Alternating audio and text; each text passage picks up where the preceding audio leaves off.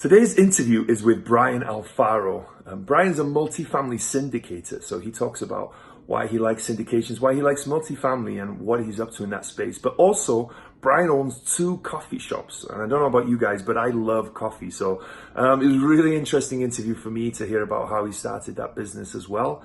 So stick around till the end to hear all of that good stuff. As always, like and subscribe on Wrestling with Real Estate, the YouTube channel. Go to the WWRE podcast and give me a 5-star rating and write me a review if you think it's worthy. And I'm looking to speak to as many of you as possible. If you're interested in real estate, and you love talking about real estate just like I do, I would love to hop on a call with you. So there's going to be a link in the description below, or go to wrestlingwithrealestate.com, the website, and you can sign up there. I'd love to get to know you, see if there's any way whatsoever that I can help you. But before that, enjoy today's coffee-filled interview with Brian Alfaro.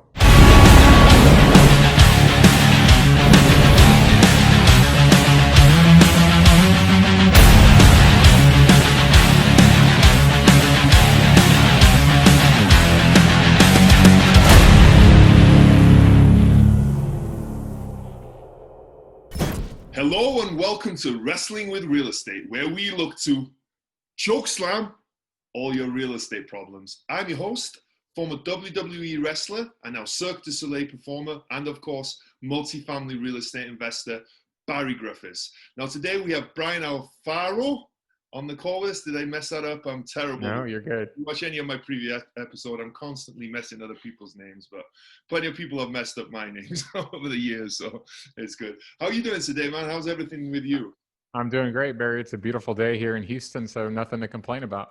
Yeah, life is good. Life is good. Well, thank you so much for making the time. I interviewed your partner yesterday, Cody. That was a really fun interview, and I'm super excited to get into our conversation today. But before we do that, do you want to give us a little bit about your background and what you're kind of focused on now?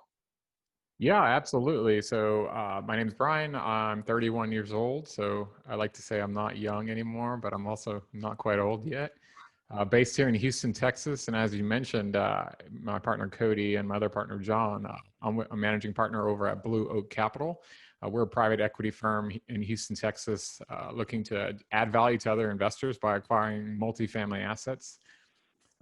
Background, as far as that goes, graduated from the University of Houston in 2012. I have a supply chain management degree, which isn't exactly real estate, but that's okay.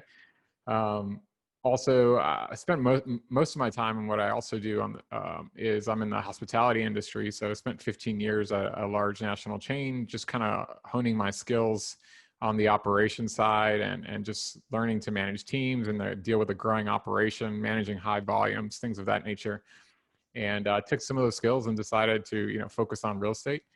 So that's my background. That's where I'm at now. Very cool. Very cool. Is my memory wrong? Do you own two coffee shops as well? That is correct. Yeah, I left that out, right? So yeah, what I do also with along with real estate, which is definitely important, is me and my business partner, who has been a longtime mentor of mine. We started a couple of coffee shops back in 2017 here in the suburbs in Houston.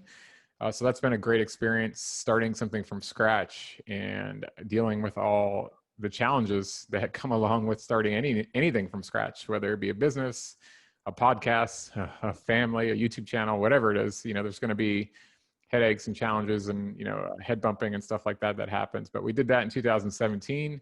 We now have two locations. Unfortunately, the second one opened right before COVID-19, but that's okay. We're optimistic, staying positive, working hard. But yes, along with real estate, I do get to drink lots of really good coffee. Technically a legal drug dealer, right? Because the coffee is like, I know I'm a coffee addict. We've cracked that joke once or twice. We do like to say that every now and again. I think I'll by my own admission, I'm a super caffeine addict. Like I can't function in the morning until I have my first cup of coffee. It's the first thing I think of, and I'm like, at some point maybe I should wean myself off this, but it's too good. I can't. No, I'm with you, man. I know some people that just somehow make it through the day going 110 miles an hour without coffee, and that's not me. So yeah, me neither. Well, I think that's an interesting story. This is a real estate show, but also, it's to appeal to entrepreneurs and have that entrepreneurial mindset, because ultimately the goal is to people to create their lives, whatever life they want to create, right? The life of their Absolutely. have that financial freedom, whatever that looks like to them. And I think that entrepreneurial mindset is part of that. Maybe talk to us a little bit about the coffee shop, why you chose a coffee shop of all things, right? And kind of how do you go about starting your own coffee shop? Is it just as simple as you buy a building and you start selling coffee? How, talk to us a little bit about that. I think that's fascinating. Yeah, I mean, like any business, it kind of starts with an idea and goes from there. Part of the reason my business partner, who I've worked with for a long time, I believe of about 13 years now, in the hospitality industry, part of the reason we landed on coffee was start with ourselves being a little selfish. One, we really like good coffee, right? So there's a saying that you shouldn't sell something that you don't like or that you don't believe in, right? So if anybody listening to the show hates real estate, you probably should pick something else, right? So we really like coffee. So that was a big part of the reason. And we found at the time when we were having these conversations in 2016 that there was a gap in the market, which is important in real estate, right? So in any type of business, you want to have a strategy going in. You talked about, that entrepreneurial mindset, that business mindset. And I think that's a huge advantage in the real estate world as well, is understanding that, this is a business, it's not a W-2 employee type mindset. It's like, okay, I want to start something. How do I get it off the ground? So, we knew we liked coffee. Then the question becomes, it's like, okay, well, there's a million different versions of coffee. Are we going to try to do what some of the other big chains are doing? Or we're going to try to do something a little bit more on the craft and the specialty side, which is what we landed up on. And then what is the market really asking for? What does every city and suburb in America already have? I don't have to say it. So we're not going to do that, right? We're not going to do that. We're not going to compete against, the elephant in the room. So we wanted to focus and fill a niche in the market where, people could come in and enjoy a high quality product, but also have a high quality experience, which is really, really, really important, going above and beyond from a customer service standpoint. And then to provide that third space, besides COVID, normally most people spend their time at home or they spend their time at work. We wanted to have that third space, that place that people could come and enjoy themselves and talk to their friends, talk to their neighbor, meet new people, have business meetings, do real estate transactions. So that's how we landed on coffee, just by that gap in the market. And as far as starting it goes, I mean, it's just like anything else. You start an LLC, you open some bank accounts, you get some funding, whether it's your own personal capital or a small business loan or other investors. You write your business plan, and then you're off to the races. That's fascinating. I always wonder as well. So with your coffee shop, people can come there and just work and stuff like that, right? Absolutely. You have a time limit? I feel like if I had a coffee shop, I'd want to give a half an hour time limit. You're drinking that same coffee for 5 hours now. Get out of here. You need to buy some more coffee. I look at it the other way around. To me, if somebody comes in our coffee shop and wants to sit there all day, I take that as a compliment. That means they really, really like what's going on. And maybe they only buy one drink, but that's okay. Cause to me as the owner operator, it's a compliment to me that you like our space so much that you would want to sit there all day. So, versus putting a time limit or something like that on there. We allow people to enjoy the space. And, we find that even though maybe you think that might happen, it actually isn't super common. And I would say 9 out of 10 people, they'll get up and buy a second drink, or maybe they'll grab a pastry, or maybe they'll grab lunch. So there's usually some revenue coming in too. Yeah. Well, you talked about it a little bit there as well, because I'm really interested. The real estate stuff is really interesting, but the business side of stuff is interesting. And you going from that concept, you had that idea that you guys have, and you're looking to differentiate yourself from whatever was in the market and provide what the market wanted. And you talked about a little bit about that LLC and trying to find funding and stuff like that. But it has to be a little bit more complicated than that, right? How did you decide on the store? How did you decide on the name? How did you decide on where did you guys get the coffee from? Sure. There's a lot more that goes into it, right? You make it sound really simple. I think I can open a coffee shop tomorrow, but obviously there's a lot more that goes into it than that. Yeah, I think a lot of it ties into real estate as well, in the sense that it's relationship based. to kind of answer your questions, line by line, as far as, location goes, my business partner who I'm partnered with on the coffee shop concept, he had actually just purchased a small commercial property, a small strip center with multiple spaces in it. It was a fully gutted building. It was completely vacant and had been for a while. Basically needed a complete rehab. It was just a shell, just a box with 4 walls with some electrical and some plumbing. So he had just purchased that asset, and the next question when you buy something like that in anybody's head is, how do I make it more valuable, right? How do I add value to it?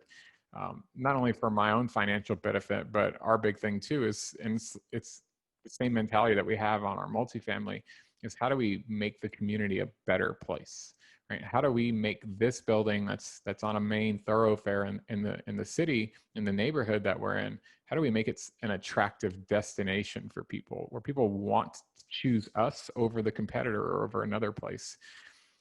So that building, he had bought that, and that just made the most logical sense versus going and renting a space from another landlord. Why not just rent from ourselves? And it, allows us to add value to our own building, and allows us to be a tenant in our own space, which we just felt like was a tremendous benefit for a variety of reasons. And then as far as like the name and things like that, we're big fans of stories and making sure, like I said, we connect with the community, and we picked a name that had roots into the community and tied into the community, that it was a conversation sparker, where if somebody asked like, hey, what does that mean? It allowed us to share a great story and tell the story about the brand and why we named it, and why it ties into the local community. And then the coffee, the coffee is arguably the most important thing. I had mentioned that, it's all about relationships, and with the with the coffee side, there's a lot of great coffee roasters. Just like in real estate, there's a lot of great property managers, and there's a lot of great brokers, and a lot of great lenders. But where you really find that you end up landing on is usually the people you have the strongest relationships with. So, we focused on serving coffee that's locally roasted, that is, being roasted by people that we know, we have relationships with, and that the community knows and has relationships as well. So that we're not buying, some bean from some out of state, out of country. It's 6 months old, it's a year old, who knows? We're buying stuff that's local. It's freshly roasted by people that we've have deep relationships with, and that's kind of how we landed on, what coffee are we serving? So. Cool. Very cool story. And as you touched on it, what's the name and what's the story behind it now? Because I'm interested. Oh yeah, it's a Blockhouse Coffee and Kitchen. So Blockhouse is actually a style of fort. So back in the day when they were building forts, Blockhouse is actually an architectural style that was built in the county that we're in. So if you had went back in history and looked at, our county is Fort Bend County, the style of forts that they were building back then were a blockhouse style. So we decided to name our coffee shop after Blockhouse as kind of a nod to the history in Fort Bend County. Oh, cool story. I'm glad I asked. Yeah. So that's cool. Well, obviously, that's something you feel passionate about, and you've invested your time and effort, and I'm sure some money and everything else with that. Why then did you decide that, other than maybe, you said you have currently two coffee shops, why not grow that business and try and get to 100 coffee shops or whatever it would take to kind of get that? Why then did you decide that to transition into multifamily? Yeah, so I mean, we still have the coffee shops, and that's still growing that concept and focusing time and energy on that is still important to me and my business partner. But there's some really good books out there, and there's a book called Honeybee, which is just a nod to the mentorship program I'm in, the Jake and Gino program, which talks about having multiple streams of income coming in. You don't want to put all your eggs in one basket. So it's not that coffee shop isn't going well, or we don't like it, or we don't want to focus our attention on it, and then vice versa on the real estate as well. It's more about having multiple streams of income and understanding that that's how you create true generational wealth. And it also, honestly, it lowers your risk as well. If you're only focusing on one thing and only have one stream of income, and just like I said, it increases your chances of failure. It makes it more risky for you.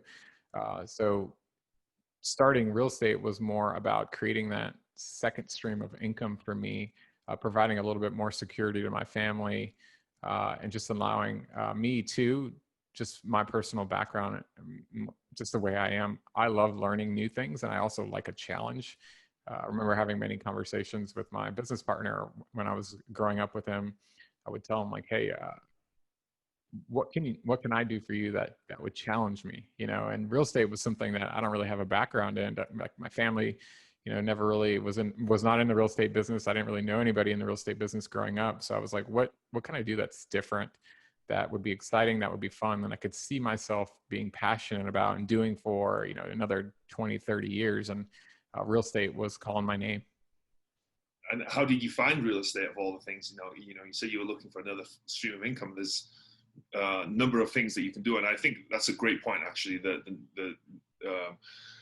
The different streams of income, right? Because you don't want to rely on one, right? Because the pandemic has proved that to a lot of people, including myself, you can't just rely on that, right? You need different avenues and diversification. But why real estate of all the other stuff? I know why I love real estate, but I'm always interested to hear why other people chose real estate. Sure. Yeah, there's a lot of reasons. I think multifamily in particular, but real estate in general is a tremendous, it can provide a tremendous opportunity for people to generate income. One, I would say for me personally, I like investing in tangible assets I can touch and I can see. And that's just my personal belief. Obviously, there are lots of people that invest in things that you can't touch and see, coin or stocks and, things of that nature. That's just not something that ever really caught my attention. I tried learning about it, and I know enough to lose some money, I would say, not to make a ton of money, but, with that, my personality is like being able to touch something is really important to me. Also being able to have control over it. With different types of investments, I never really liked that you didn't have control over it. How's it operating? I have an operational background because of my hospitality industry background. And I want to be able to say like, whoa, that's not going well. What can I do right now, today, this week, this month, this year, from a goal setting standpoint to change the direction that this asset's going? If it's losing money, how do we make it make money? If it's making money, how do we make it more money? Or how do we make the tenants' life better? How do we provide that quality product? And that's really hard to do in other types of investment classes. So real estate just made the most sense to me for those reasons in particular. And I would say I landed on it in 2018. I'll try to make it short, but once a year, and my mentor that I'm partners with at the coffee shop taught me this. He tries to do this as well. I go on a solo trip. It's a trip by myself, no family, no wife, just me and myself. And it's something that my wife and I agreed upon before we got married. It's just a great way, and I encourage her to do the same, for us to just be ourselves. We're not being husband, we're not being wife, we're not being, eventually parents, we're not being the boss, we're not being the real estate investor or the entrepreneur, we're just being you, decompressing. And on that trip, on those trips, I usually spend a lot of time reflecting, what's going well? What am I doing pretty good at? What's not going to as well as I would like? What can I work on myself? What can I work on for my business? What can I do for others? And then I start reflecting on my personal goals, financial goals, lifestyle goals as well. And a couple of years ago, 3 years ago, in 2017, 2018, I was on a trip in Park City, Utah. I was actually there in the summer, so I wasn't skiing. It's a nice time to go because there's actually not a lot of people there. And I was doing a ton of hiking, hiking as many mountains as I could, and, just kind of backpacking. And, I took a book with me, and I believe it was Ken McElroy's book, The ABCs of Real Estate Investing, which is part of everybody knows, like the Rich Dad, Poor Dad, book series. So I took that book with me thinking, hey, like, why not read about some real estate? I had just bought my first single family house with my wife that we're living in. And I wanted to just learn a little bit more. And the title makes it sound super simple, right? ABCs of Real Estate Investing. How hard could it be? So I picked up that book, and I was already thinking about, how do I increase my streams of income? And once I read that book and I saw like, whoa, this is crazy. real estate is tremendously powerful. It's changed people's lives, and people that were already wealthy, get to stay wealthy because of all the benefits it provides. And then people that, not were necessarily like, in a bad situation, but they wanted to do more. They were able to do more because of real estate. So that's how I landed on it. Yeah, real estate is awesome. Yeah, and that's a cool story. I like how you take that time for yourself. Right? How long do you usually go for? And you go? I usually go for at least 5 days. I try to go about a week, 5 to 7 days. Yep. I love that idea though, because obviously, when we're living life, you get caught up in everything. And we have kids, we have wives, we have jobs, we have real estate, we have whatever it is, friends, family, everything. You get caught up in that, and it's not as the hamster wheel per se, but you're just going, and you don't really always have time to reflect, or not a good significant time. And I love that idea of just going off by yourself and just reflecting. I'm sure you come back revitalized, recharged, ready to go, new ideas, new enthusiasm and everything like that. So I love that. That's such a great idea. Yeah, I come back and my wife thinks I'm crazy because I always have some kind of crazy new idea. But you're right. I mean, what I tell myself is we just get busy being busy, right? Life comes at you fast. And I think COVID has done, silver lining. Obviously, it hasn't been a good thing, but, you try to find some silver linings in anything in life. And it's kind of forced everybody to slow down. I know it did it for me. And those trips are, kind of a self-imposed way for me to do it. And then COVID was kind of a self-imposed way for everybody to do it. So if you had some time to reflect and think about things and improve yourself and do some things maybe you thought you would never do or couldn't do during COVID, these trips are kind of my version of that. So I would definitely encourage you and anybody else who can escape, even if it's only for a few days, to do so. Yeah, absolutely. That's really cool. And I think it's great that, how you talk about real estate. It's the same thing for me, is that it's that simplicity of it, right? It's not that simple, but it is to some extent. And I understand it. Buy a building, put someone in it, and you rent it out, right? And you get that money, right? It's the very simplistic way of looking at it. But I understand that, right? Stocks to me is just, they blow my mind. I look at the screen and I look at, CNBC or whatever it is, and they talk about everything. And it's just like, whoa, this is way over my head. This is way past my comprehension, and it's just, I heard a saying as well. What is the saying? It's something I'm probably paraphrasing. Real estate is the last frontier that the average American can grow wealth and get rich from. I think I've heard that as well. Yeah, something along those lines. And I think it's so true, right? It's like if you go on Bigger Pockets or whatever it is, you hear these stories all the time, and it's so true. It's not people making up these stories. You get people that, whatever they decide, Airbnbs, they create financial freedom for themselves. They flip, they create financial freedom themselves. Some people only buy a few duplexes and triplexes, and they are able to create that cash flow where they're able to live off it, and it's just amazing that you can do that. You don't need to have millions and millions. A lot of people, they start with $0 and they make it happen, right? There's all these different kinds of strategies, and I love that about real estate. And you can just choose all these different ways to do it, whatever way. And we chose multifamily. So that leads me to the next question. Why multifamily, right? Because as we both know, there's tons of different ways out there that people are getting wealthy from real estate. Why did you choose multifamily? Yeah, I mean, I'll take you back a little bit on my story. Like most people that I've met, at least, I started in the single family side. And then, the question comes is, okay, well, how am I now in multifamily and why, right? So, first of all, I'll start by saying I think you can create wealth, long-term generational wealth on both asset classes. You can still do it in the single family side. So I'm not one of those guys that's like, oh, everybody should be in multifamily. It's definitely based on your personality. So I started in the single family side, nothing crazy. I didn't have, like 100 houses. It's like, some people end up doing before they realize like, whoa, I should be doing multifamily. I had an epiphany moment, I would say, pretty early on in my investment journey, where I realized that there weren't enough economies of scale on the single family side until you got to a really large number. So essentially what I decided to do was ask myself, like, okay, I'm 31. Where do I want to be by the time I'm 35? Where do I want to be by the time I'm 40? And by where I want to be, I'm thinking lifestyle, right? So yes, money plays a role in that. How much cash flow, how much passive income do I want to be generating? And then also, what do I want to be doing? You know, what do I want to be managing 50, 60 houses as a landlord? Maybe I'm generating the income that I need to be financially free, but you know, that sounds like a headache to me, right? So working backwards from my goal, you know, I realized after doing some wholesale transactions and doing, you know, a rental house and just watching other investors and helping other investors in my network that, at least in my market, you know, the margins weren't there as far as, especially, you know, we're talking 2018, 2019. This is the peak of real estate before COVID, right? Everything's expensive. And arguably everything still is expensive. You know, so I went and got my realtor's license. I was trying to do everything I possibly could to generate leads and deals in my circle.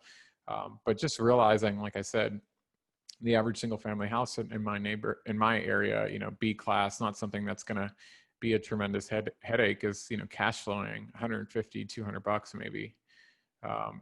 You know, do the math on that. If you want to, let's say, be comfortable, you're not rolling around in money, but let's say you want to make $10,000 a month in passive income. So you're making 120K a year. It's definitely above the average, but it's, again, you're probably not driving like a Ferrari or anything, right? Or you shouldn't be. You know, if at $200 a door, you can start reverse engineering, like, you know, how many doors do I need? The answer is a lot, right? And then you start to ask yourself, like, is that $200 that you're profiting, right? Is that even really profit? Because things happen in any real estate in any real estate business, whether you're owning multifamily or in single family. You know, what happens if your AC goes out, or you have a tenant who only stays in your property for 12 months and just destroys the place, and the make ready on it is $5,000 or $7,000? Or what happens if you have, you know, a big plumbing issue, which actually happened to me, that costs you thousands of dollars to fix?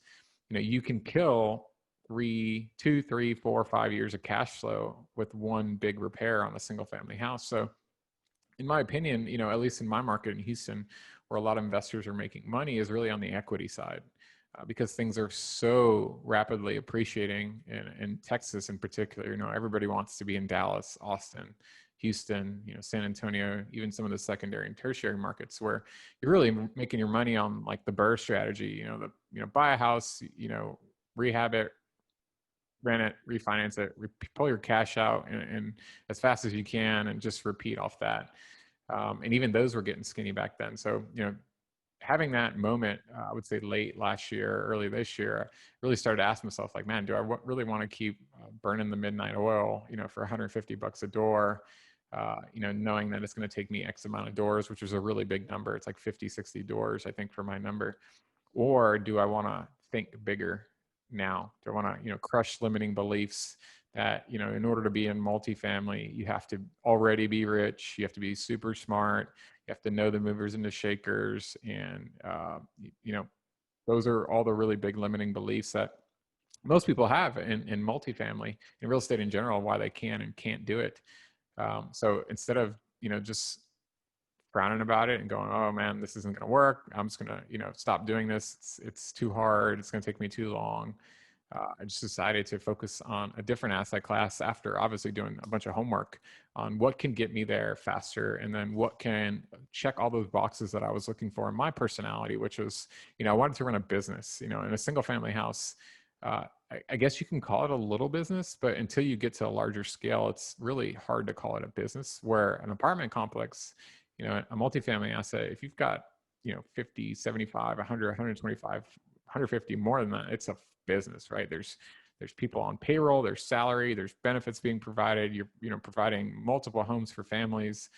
You've got a P&L spreadsheet, you know, you've got, you know, you're dealing with cash flow. You've got all these different things that are important in any business. And that's more of my personality, just based on my background with the coffee shops and, you know, my business background with school and all that. So decided to just focus on multifamily because it checked all the boxes from, you know, it has tremendous cash flow potential. It isn't a rich man's game. You know, you don't have to have $1 million to invest in multifamily. And I think the biggest thing that I really liked about it compared to the single family side, because we're all very busy being busy, like I mentioned, is the team aspect of it. the fact that it's not a one-man show or a one-woman show. The more the merrier. You know, if you're taking down a $20 million asset, you know, there's going to be a lot of people involved in that. And yeah, it does complicate things a bit, but it's also so much more fulfilling when you get to provide some value to the investors who help you buy that asset. And then your partners in the deal, you know, whether you're syndicating or you're just doing a JV, you know, to get to see them building their wealth and learning different skills and benefiting from it as well. I think there's just something about that that's really hard to replicate on the single family side. So that's my, you know, kind of 360 full circle on how I got into multifamily. Yeah, it's really interesting, and you brought up so many great points. And I have a very similar story to you. My number was 40 single family doors, right? I was like, okay, 4 a year. That's a lot, man. It is, right? And especially like looking at here in Vegas, and I think the average home price was, I don't know, 250,000 or something at the time. It's gone way up since then, but at the time, this was 3 or 4 years back. You know, you're talking 20% down on that. Mm-hmm. You know, that's 50 grand every time, plus closing costs, plus whatever you want in reserves as well. And you have to, you know, to find one single family home, right? You know, you don't just see one single family home. You have to analyze probably at least 10, if not more, right? To buy way more. And yeah, way more, right? Usually way more. And you have to do one. It's one closing, one appraisal, right? It's not like, unless you buy a portfolio, which is rare. So it's the same. It's kind of the same thing as buying a 20 or 30 unit, for example, Sure. a 100 unit, right? It's kind of the same. There's more complexities, but it's one closing, one appraisal, they cost more, they're more work, but it's the same thing, right? And, you know, I realized that, you know, someone told me, like, go listen to Jake and Gino and go listen to Michael Blanc's podcast. And when I started listening to them, I was like, wow. And like you said, it's not these Donald Trump type people, right? It's not these real estate tycoons taking down these deals. It's people like you and me, normal people who don't have millions of dollars. I don't know if you have millionaires. Hopefully you do, but I know I don't, you know, and I realized pretty quickly that, just like you talked about that team, right? Yes, there's complexities and it's sophisticated, but you don't have to be the sophisticated one, right? If you can just put people together and plug people in holes and use the, you know, leverage the property manager, leverage the broker, leverage the lender, leverage partners, right? Leverage limited partners to bring in the money, right? Leverage all that together. You can plug in the holes, and you don't have to be that smart per se, right? You have to have your wits about you and kind of understand what you're doing, but you can be a very normal guy and could be able to kind of pull this off. Plus as well, you don't have to come up with the money yourself. It's nice if you have some, but there's other ways around it. And it's that team sport of bringing all those people together to buy that deal, and everyone profits from it, right? The property manager makes that money, the broker makes the commission fee, the limited partners make a good return, you make a good return, and everyone kind of grows and everyone benefits. And when everyone's together and working well together, it's that mutually beneficial team that is for everyone's greater good. And I think I really like it. I think you two like being part of that team and creating that I don't know, team atmosphere and where everyone wins. I think it's really cool. Plus, let's be honest, you can make way more money, right? Ultimately, there's plenty of people that, you know, which is a nice benefit as well, right? But you know, people making money in single families, but you know, you buy a $5 million asset and you increase the value by 20%, right? That's whatever it is, that $1 million worth of value you've created, right? You buy a $200,000 home and you increase the value 20%. That's only 40,000, right? It's you know, it's just, you can grow so much bigger with it. So. And you brought up so many great points there. I think I really enjoyed listening to that. What was your first ever investment, though? Going back a little bit, what was your first ever real estate? Sure, yeah. I'll tell you the good, the bad, the ugly, I guess. Okay. I guess all in one, right? Those are the best deals, really? Right? Yeah. So my first one that I actually closed on, because there was one before that, and I guess I can tell you about it later. But the first one that I actually closed on, single family house, bought it from a wholesaler. I think I paid $57,000 for it, which is, if you know anything about Houston, that's pretty cheap. It wasn't a tear down. So, you know, it had some bones in it that were still usable. So ended up putting another 50 or so into it. So I was, you know, all in for right over 100. I did a full rehab in it, basically gutted the whole thing. It was 1950s construction, updated it as much as I could within my budget. and was following the Burr method. I used hard money just so I didn't have to bring, $100,000+ to the table. So that's where, having relationships with lenders comes in play. And everything was going great, closed on the deal. Rehab was going great. We were ahead of schedule. My contractor, showed up, did the job, did really great work. It was looking like, fairy tale, right? Everything was going good. Then I finished with the rehab. Contractor did awesome, gave him a little bonus, always take care of your vendors for finishing early. And came in and got the appraisal done. And again, things are just going really well. I think if I recall, I needed it to appraise for 130 or 135 in order to, get the right loan to value, since I was doing a refi out of it. And it appraised for 145. So it was $10,000 over appraisal, which is awesome, because that means, if I'm doing a cash out refi, I got to stick, I could potentially stick, basically most of my upfront investment I brought to the closing table back in my pocket. That's the whole Burr method, right?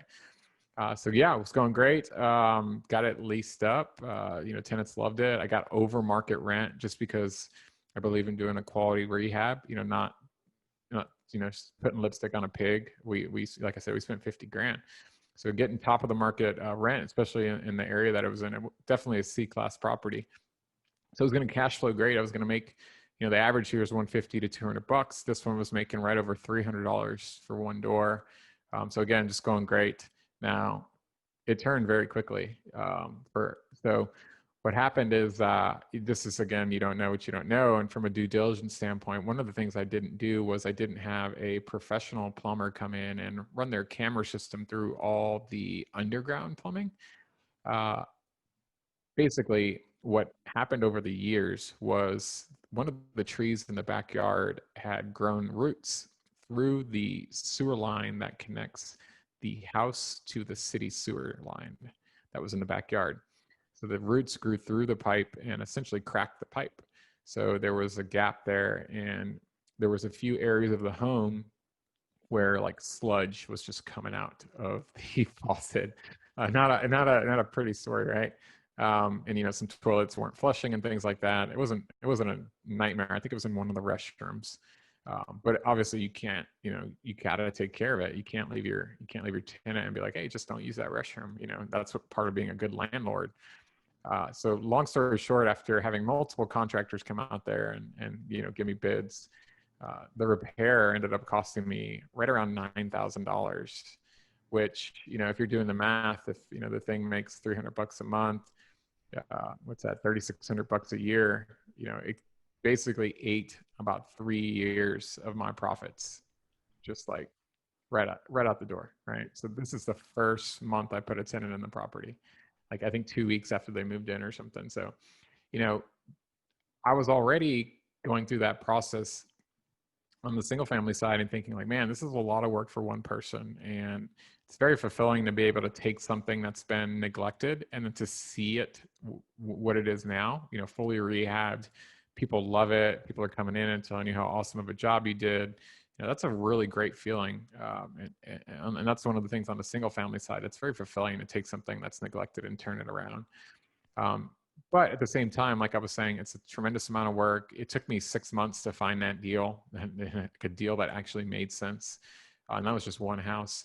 But when that happened, when the pipe situation happened, and it killed 9 years of my cash flow, 3 years of my cash flow, $9,000 just right out the door.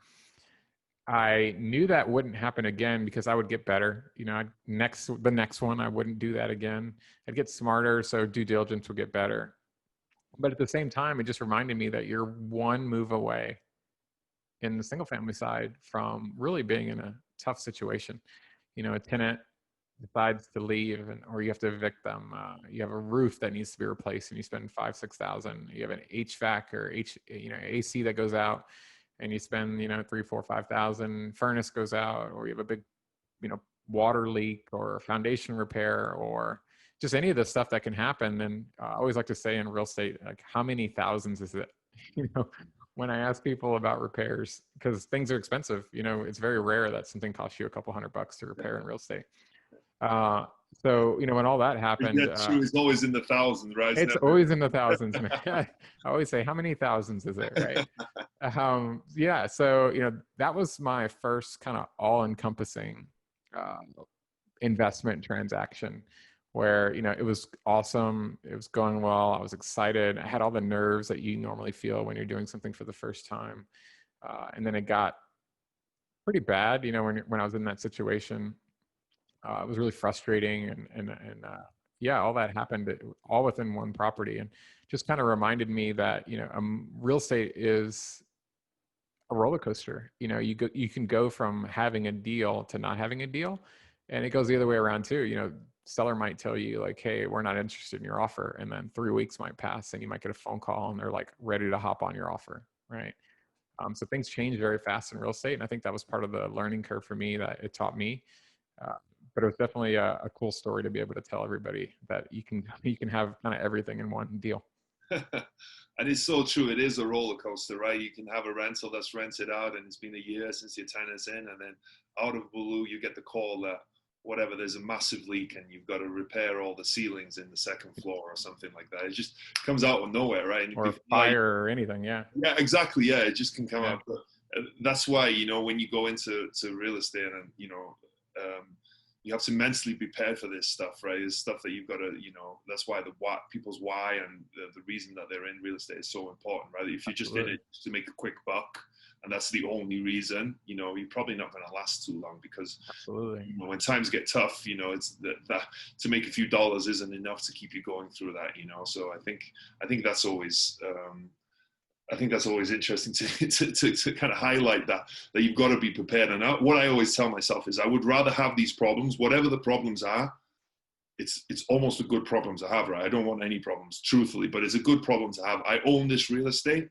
Yep. So, and the toilet's blocked or whatever, the pipes are broken or whatever it is, right? At least I own that real estate. I'd rather have these problems than not be in real estate and investing in real estate and own this property. And I always try and sell it, and that always seems to kind of help me push through, because there's plenty of people who would love to own that property and to love to have that problem, right?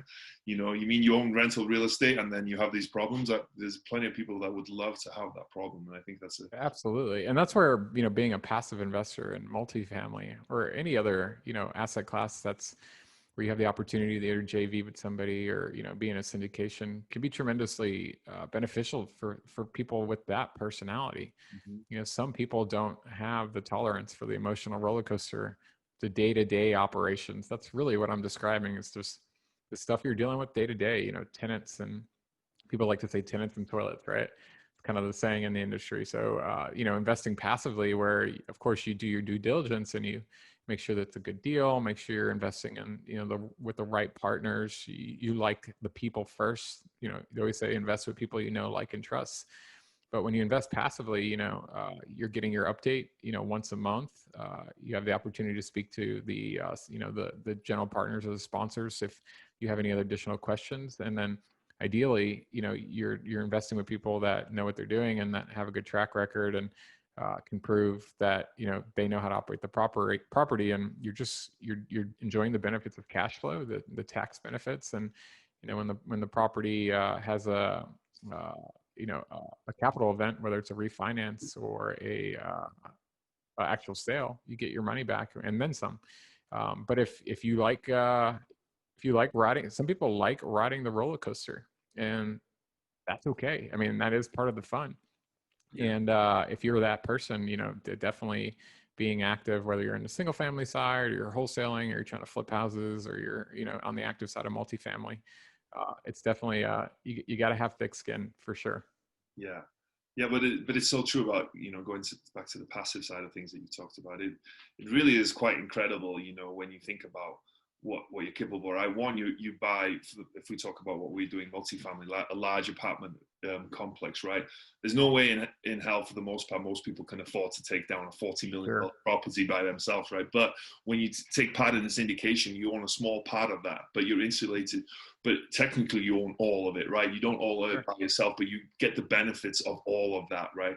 Plus, then you piggyback on people's experience, right? You find, for the most part, if you use experienced syndicators or people who've have a track record, or people who are willing to work and do that work themselves, it doesn't always have to be people who have that experience. It can be people who have business experience, people who have willing to do it. It doesn't mean that it has to be real estate experience all the time, right? But also, you get to also enjoy, like you told about, the cash flow, the appreciation, the tax benefits. And another thing is that, so you go to buy, say you have $100,000 and you go to buy a $100,000 home and you want to pay for it all cash, let's just say for argument's sake. You need more than $100,000 because, one, you need capital reserves, you need closing costs, right? You need all these things, any repairs that need to be done. You need that to get, and then to get what kind of return, right? But if you invest in a syndication, your 100,000 is going to get you a 7 or 8% preferred return, usually, around that mark. You're going to get that. You get that money instantly, and you don't have to put any money towards anything else. You're not paying for you technically are, but you kind of not out of your preferred return. It's you're going to get that 8,000 a year, right? If it's an 8% preferred return, you don't have to pay for the closing costs. You don't have to pay for any reserves. You don't have to pay for any improvements. You are technically by that money, but you're getting that return. And I think that's a phenomenal thing. Day one or month one, if they're distributing every monthly, you're getting that return, and without having to worry about anything else. Plus, it's just being sent to your mailbox or to your wherever that money is being sent, right? So you just check your month, every month or whatever it is, every quarter, and make sure that distribution is being sent to you. And that's really the scope of your work, right? It's just really amazing, really, what you can do with invested passively in deals. Yeah. And I think the big thing that really sells a lot of people is you got to think about your quality of life, right? If you're a busy professional, you're, let's say, a doctor, a lawyer, an engineer, or just in some sort of profession where doing what we do, building relationships, talking to lenders, talking to property managers, talking to brokers, talking to all these different vendors, and then finding the deal, which you and I know is arguably I would say running the deal and actually managing it is probably the hardest, but it's close. Finding a good deal is definitely a challenge. It could take, 12 months, 18 months for you to find your first, multifamily property that actually makes sense for you and your investors. Sometimes it's not unheard of for it to take that long. The average busy professional doesn't have, or can't or isn't willing to make the time to do that. They'd rather go to you. Barry, you've got 100 unit under contract. You're telling me I can just give you $100,000 and you're going to manage the asset for me, and you're going to provide me these, preferred returns as long as the asset's performing. And here is my projected, IRR and, equity multiple. And in 5 years, I'm going to get my money back, then some. I'm going to enjoy the cash flow. You're going to do a cost segregation. I'm going to get to write down some of my my W-2 income that I'm making based on the tax benefits.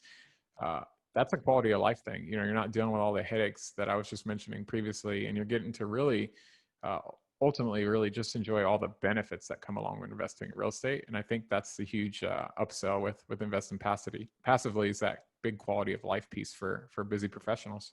Yeah, and you get to be exactly. You get to be in real estate without doing the work, essentially. Right? It's kind of like that. And I also think as well, a lot of people who are accredited investors, right?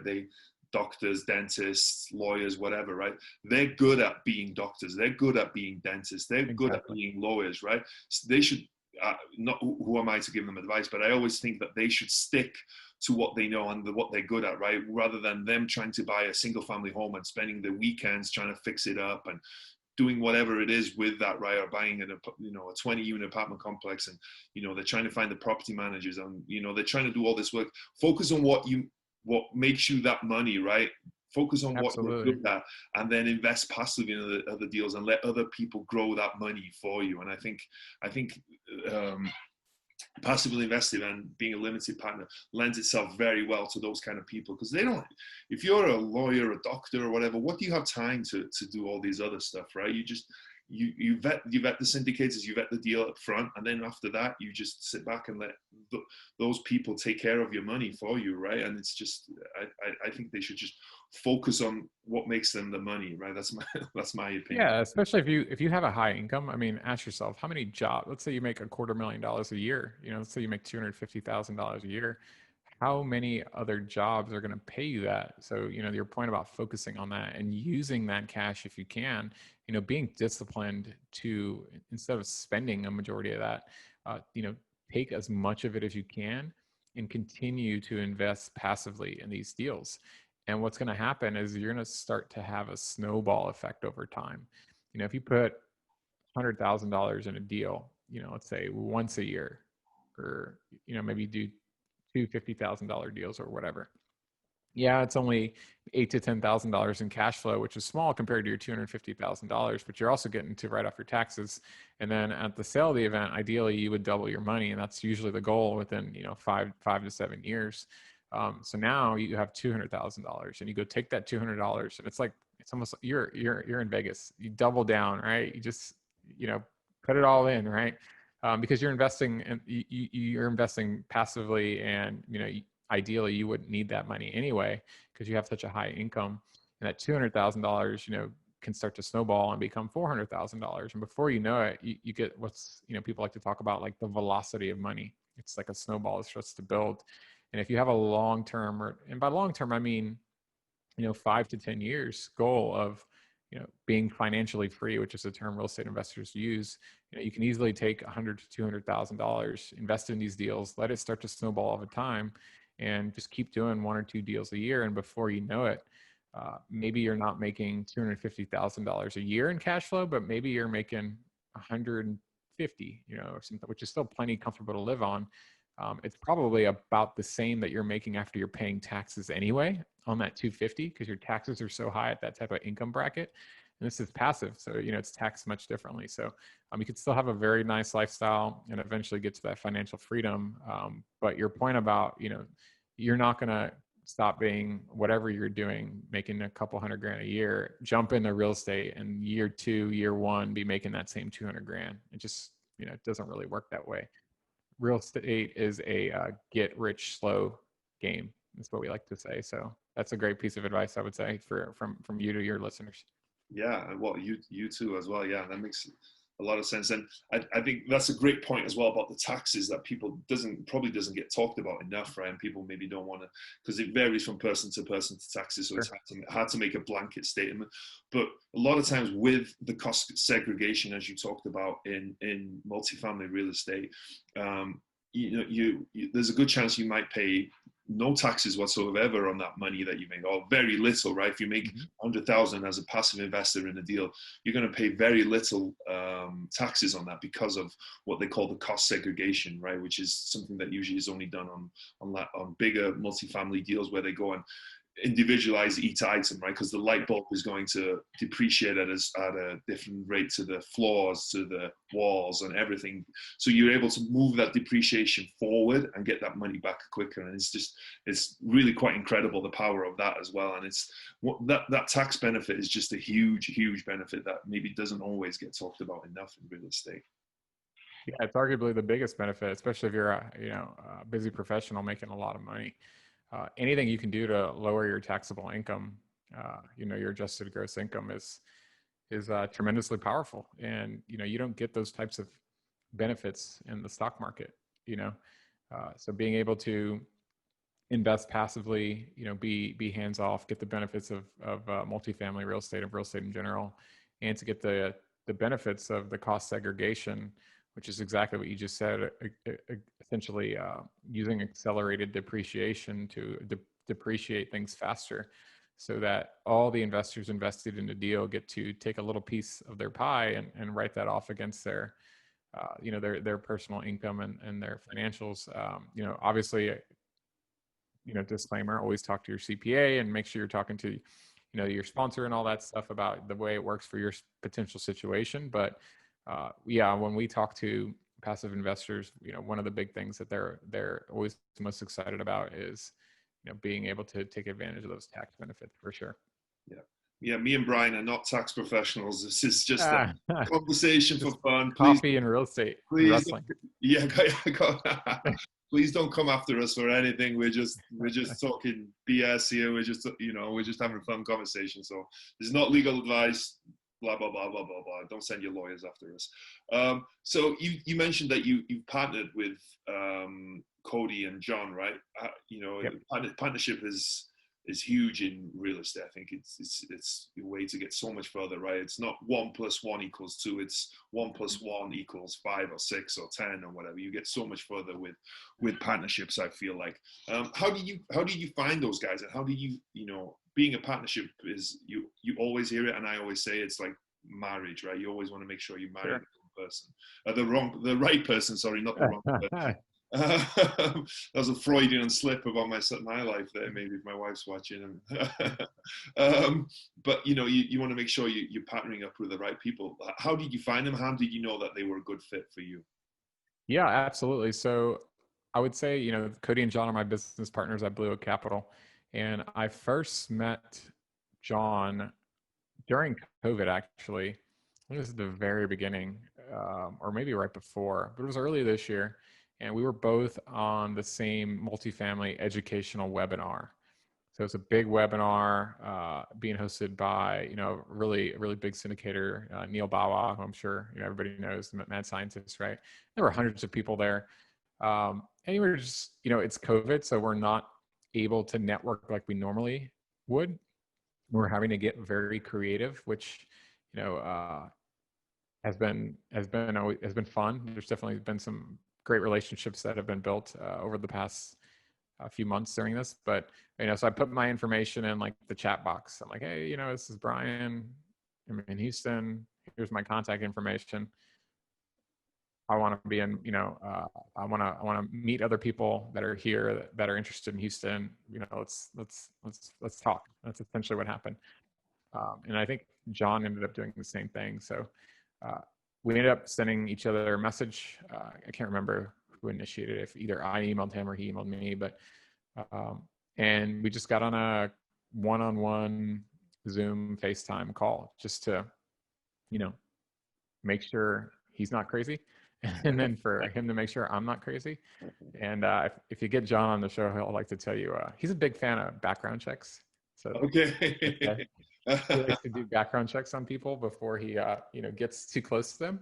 Yeah. So I'm sure John did his background check on me, but before we got on the call, but yeah, we got on the call and, we were just chatting for, 30 minutes or so. And I saw that he was, first of all, a really high character person, because all the other details don't really matter after that. How much money he has, how much experience he has, all that, none of that matters if you don't like the person in front of you, right? You have to feel like, again, like and trust them. Like, does this guy sound like he is a con artist? Is he gonna look to like stab me in the back when I'm not looking? I wasn't getting any of those vibes when I talked to John, and obviously we partnered, so he wasn't either. So we kept talking. It wasn't anything. And I think with partnerships, you definitely don't, like, I'm not going to go up to you, Barry, and say, hey, Barry, want to be my partner? It doesn't really work that way. You kind of you do have to let the relationships develop naturally. And I see this all the time on Bigger Pockets and other multifamily, or just in real estate forums. People are saying, you see comments and stuff like, hey, I'm looking for a mentor. I'm looking for a partner. Message me. Those things almost never work. And I might have even been guilty of posting that when I was, getting started, just because you don't know what you don't know. The best way to find people is just to let them happen naturally, right? Talk to people, hear their story, share your story, try to connect. So that's what John and I did. And at the same time, I was actually looking at joining a mentorship group because, I don't know what I don't know. And my goal is to move at a reasonable rate that makes sense for me, not necessarily fast, but not necessarily slow, and to avoid just making mistakes. Because in multifamily, in a single family house, I made a mistake. It cost me $9,000. Yeah, it stinks, but I'm not like living under a bridge now because I had to spend $9,000. in multifamily, if you make that type of mistake, it could be tremendously damaging to the whole business, right? What if you make a $500,000 mistake or even $1 million mistake or more? So, knowing that I didn't know everything, and that, multifamily is a business and it's relationship built, and it really is, it's super cheesy, but the whole, your net worth is your net work. It's true. So I started just interviewing different coaches. There's lots of great ones out there. And John, he was actually already in a program, and it was actually the program I was already leaning towards joining. So just, again, call it faith, call it the world, call it whatever you want, just kind of, things working in the right way for me, fortunately. And I ended up joining that mentorship group, which is, the Wheelbarrow Profits, Jake and Gino group, which has been tremendously impactful on my real estate journey so far. Then, found out he had a business partner, and, they had just, gotten things off the ground and getting their business going as well. So met his business partner, Cody, who, same thing as John, you just meet him and it's really hard to not like the guy, right? Just a genuine guy, good character, genuinely looking to help others. If he's not looking to benefit himself first, he just wants to help. And after that, we just kept talking. Again, same thing. We had a bunch of Zoom meetings. We had some phone conversations. We were texting, emails, had a couple in-person meetings. They came and checked out my coffee shop to make sure I wasn't lying. It actually had a coffee shop, right? And then we just, eventually made things a little bit more formal and decided, like, look, first of all, multifamily is a team sport. It doesn't make any sense for me. They're already partnered together, but it doesn't make sense for me to basically be essentially competing against them in the same market, right? We're both in Houston. So, why would I be chasing the same properties they're chasing, and basically making their job harder and making my job harder at the same time? And just, I'm genuinely a big fan of being a part of a team and just adding value to others. And there's so much that goes into starting a multifamily business, whether you're doing it yourself or you're trying to start, a private equity and to do syndications. You're talking about starting LLCs and coming up with names and coming up with logos and websites and business cards and landing pages and credibility books and talking to brokers and lenders. And the list of stuff to do is really long. It could literally take you 12, or more months to get all that stuff off the ground, especially if you have something else to focus on, whether it's a W-2 job or, in my case, another small business. So they already had a lot of that stuff set up. So it just made a lot of sense for me. I liked what they were doing. Our values really aligned, which I think was really, really important as far as like, hey, how do we treat people? How do we take care of our investors? How do we take care of ourselves? Who are we putting first? And, they always put their investors and their tenants and, the residents in the complex first. And we just all had the same short-term and long-term goals, which I think is really important, because you really don't find somebody's character or true colors sometimes until things get challenging.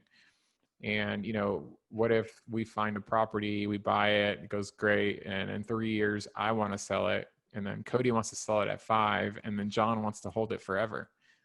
That's a problem, right? So having those conversations kind of early on, like, hey, what's our business plan here? What's our goal for the first property? What's our goal for the first 3? What's our goal for the first 5? What's the long-term goal for the brand and the company? Everything just aligned and made sense and was exactly what I was looking for.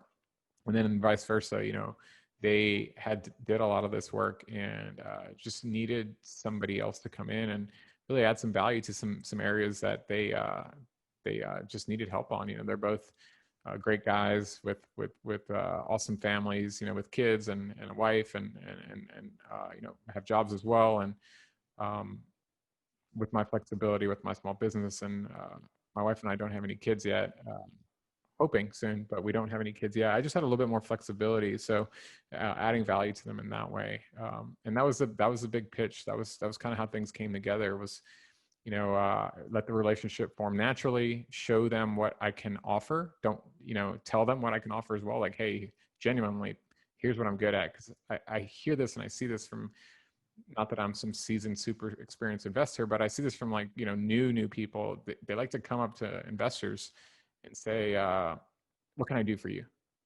You know, like, but when you're doing that, it's you're basically creating a job for that other person.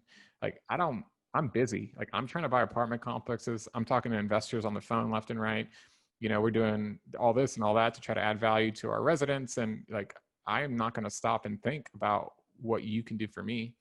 You need to tell me what you can do for me, and I'll tell you whether it's a good fit or not. Right. So that was my strategy as well when I approached them. And it's the same when you're talking to investors, like letting them know, like, hey, here's where we can add value to your investment.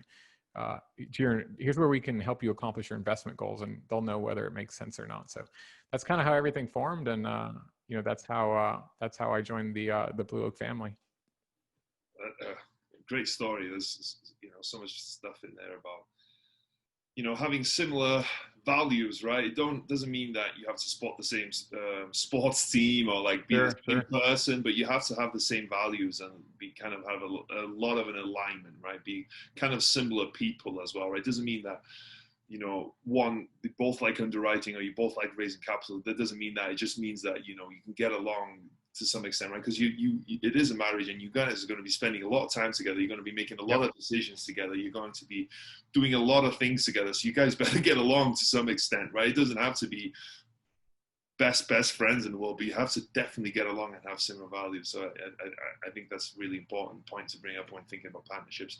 I think you brought up something great there as well, and I can't remember. I think it was David Green or whatever his name from Bigger Pockets that said a very similar thing to you when you're going to try and provide some value to someone, you know, someone's successful, don't ask them what you can do. Tell them what you can do, or find what they need to be done and try and provide that for them. Because like you said, if you're a busy, successful real estate investor, you don't have time to stop and think, oh, I have this kid that wants to help me, which is great that they want to do that, right? It's a step in the right direction, but the next step up, and you always want to be in the next step up, is to think of how you can help them or what you can do to help them, right? Exactly. So they don't have to stop in their tracks and try and find a job for you. So I think that's great advice for anyone who's starting out. So as this show is called, it's been a great conversation so far, by the way. It's been awesome. Had a lot of fun. So as this show is called Wrestling with Real Estate, right? I always like to ask wrestling themed real estate questions. And I always start with the hardest one of them all. What would be your wrestling name? If you had to pick a wrestling name for yourself, what would it be? Just a nod to my business partner at the coffee shop, and also, you know, he's definitely my mentor, has been for a long time. At our old company, we had names that we just kind of like tribal names. You got a name when it wasn't your real name. It was just kind of like your name in the company. And the name he came up with me was Catmaster, which is just really Catmaster. Yeah, which is really funny. And he likes to joke because my wife and I have 3 cats. Okay. So that was his joke. He thinks it's funny that we have 3 cats, but we don't have any kids, you know, so we have to have something to pay our attention to. And we just got our first house, so the idea of having a bunch of dogs running around in a 600 square foot 1 bedroom was not attractive to me. And my wife always grew up with a lot of cats. And she loves cats, and now I love cats too. So Catmaster was probably end up being my wrestling name. Maybe I'd have like a cool mask or something. Yeah. Cool. Okay, the Catmaster. Yeah. Every wrestler has a special move. What would your special move be in real estate? Oh, that's a good one. I did some research on some wrestling moves because they have some good names, and there's a lot of them out there. I like the brain buster. I think that'd be a good one, and I'm going to use it in a little bit more of a literal term, because to me, your brain just gets smashed when you find out the power of real estate, right? The ability to receive cash flow, you know, equity gains, tax advantages. These are life-changing things. And when I first found out about them, that's literally how my brain felt. Like it just got busted, got smashed, right? So that would probably be my my special move, the brain buster. I don't know if I'd be able to do the actual physical one, but yeah. All you have to do is drop someone on the head. It's okay. No big deal. No big deal. Yeah, but it's true. Same thing for me, right? When it's just like, I was blown away by when I really like understood kind of real estate and understand what you can do. It's just unbelievable the powers that it has, right? To kind of create wealth and to get you to what your goals are. What's been the biggest body slam? Maybe you've talked about it already, but what's been the biggest body slam you've taken in your real estate career? Yeah, I kind of hinted at it earlier when we talked about my first deal, but there was a deal before that. I'll call it a body slam. I had a deal under contract from another wholesaler, single family house, and I ended up walking away from it, losing $5,000 in earnest money, just because looking back on it, it definitely was because I was nervous. It would have been my first deal, and I just couldn't mentally get myself across the finish line. I kept talking myself out of the deal, why the numbers didn't work, even though they were working on the spreadsheet. And I actually stayed connected with that deal. Like I mentioned, I have my realtor's license. So I think 6 months down the road or something, I ended up typing in the address of that property in the MLS just to see what happened. You know, I passed on it, but obviously somebody else bought it. And what I ended up finding was, because I knew all the numbers on it, I knew the purchase price, I knew what type of rehab it needed, what it would cost. And I kind of reverse engineered and ended up finding out that if I would have done that deal, I would have made probably, I think it was at least $30,000 in profit. So that was, I remember I hadn't did my first deal yet, but I remember looking at my wife and telling her that this is going to be my motivation for when I get close to buying any type of real estate and I start getting those like butterflies in your stomach feeling. I'm just going to muscle through it, because if my mentor's telling me it's a good deal, if the lender's telling me it's a good deal, if the property manager and the contractors are telling me it's a good deal, my spreadsheet's telling me a good deal, then there's no reason to walk away. But I did. And I lost out on the opportunity to make, $30,000 or more. So that's been my biggest body slam. And the lesson maybe there is don't go back and look at it, right? I've sold 3 single family homes, and I refuse to go back and look at it, because I know if they're worth more, I'll be kicking myself. Though, even though I made a profit on all of them, I try not to look at them, because what I tell myself is I was happy with what I made, and I am. Yeah. But if you see that they're worth more, you're like, maybe I should have. So that's cool. Yeah. Cool story. This might be along the lines of that question, of that answer as well. But was there a moment you were standing on the top rope, getting ready to jump, but you were too scared? What was it, and how did you overcome it? Yeah, another example would be earlier when I was thinking of transitioning out of single family into multifamily. You wake up every day and you tell yourself a different story. Some days you're like, nah, you can't do that. You're not experienced enough. You're not smart enough. You don't know anybody doing that really. You don't have enough money, etc. But the reality is that's a limiting belief, right? And you're only holding yourself down when you think that way. That's really what you're doing. And the biggest way to overcome that is by networking with other people, surrounding yourself with other people, like, people like you, Barry, people in my mentorship group, investors here locally that are already where I want to be. And then also finding other people that are going on the same journey that I am. Maybe they're at the same spot. Maybe they're 3 months ahead. Maybe they're 6 months ahead. Maybe they just bought their first property. Maybe they're 2 or 3 years in, right? Find people that are still on their way up the ladder and join those people, stay connected with those people, start a mastermind, join a mastermind. Because in those types of groups, when you're surrounding yourself with like-minded people, everybody naturally picks each other up. We're all forcing each other in a good way, pushing each other to think outside the box, push your boundaries, crush your limiting beliefs. And that's really the only way to overcome those types of belief, is just by having that supporting cast around you. And that's how I overcame it. I love that. That's great, because it's so true. It's like, if you surround yourself with people doing it, even where regardless of where they are, they're front, behind you, if they're doing it and they're pushing forward as well. Because I'm sure not everyone is doing everything every day, right? Not everyone is making 100 moves, making 100 calls every day, right? There's days where you stop and you you're sometimes paralyzed, right? Because you don't think you're doing enough, or you're scared, or whatever it is. But if you have that you see other people doing that, you know, people kind of like yourself that remind you of yourself, maybe to some extent. Yeah. When you see them doing it, it gives you that inspiration to do it. I was on a call with someone before who syndicated 26 unit, and that was his first kind of real estate deal. And I was like, wow, that's so cool. And he was telling me, and it just inspired me to be able to know that, yes, we can do it. You know, we all have that limiting beliefs and we all have doubts, but if you surround yourself with those people, you know, they pick you up, right? They make you believe you can do it. And I think that's a phenomenal piece of advice, you know, that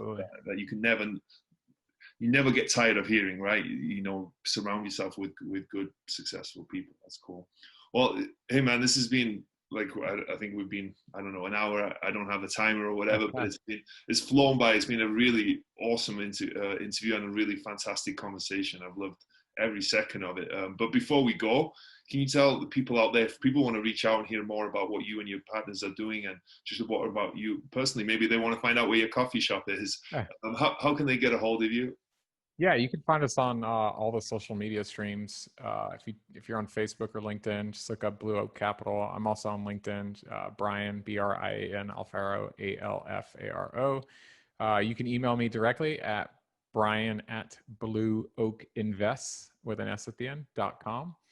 Like I said, you can find me on LinkedIn and on Facebook. And we also have a podcast as well. So if you go to our website, www.blueoakinvest.com, you can learn more a little bit about us, what we do, you know, hop on our newsletter, sign up so you can stay in touch with everybody. Definitely would love to connect with others.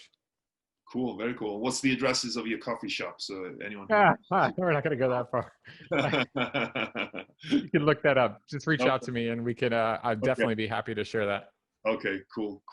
Well, thank you so much for agreeing to do this and giving up your time. Yeah. It's been a really fun interview, and I really appreciate it, man. Absolutely. I had a blast, Barry. Best of luck to you. Thanks for having me on. Cool. Thank you.